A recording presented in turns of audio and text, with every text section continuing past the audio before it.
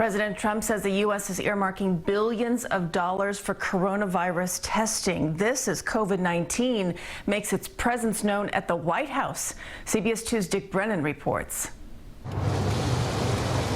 At a news conference, President Trump said masks are now required at the White House after the vice president's press secretary and one of the president's personal valets tested positive for COVID-19 last week. Just about everybody I've seen today has worn a mask. The administration says it will distribute $11 billion to states for testing. The president saying anyone who wants a test can get one, only to have that statement clarified by his own expert. So everybody who needs a test can get a test. We have plenty of tests for that. And tonight, production is ramping up on a new antigen test called a game changer that can detect whether someone has coronavirus in just 15 minutes, done right in the doctor's office. It's the kind of test that we use for rapid tests like pregnancy testing. The president says the U.S. leads the world in testing, provoking some sharp questions from reporters. Why does that matter? Why is this a global competition to you if everyday Americans are still losing their lives and we're still seeing more cases every day?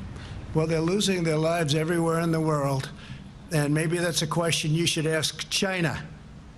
Don't ask me, ask China that question, okay? CBS News has learned that suppliers in China may be responsible for counterfeit masks showing up here.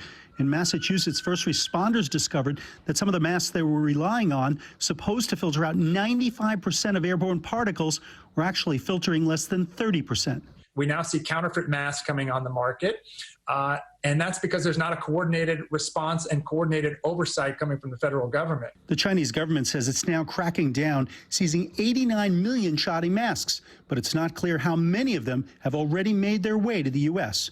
Dick Brennan, CBS 2 News.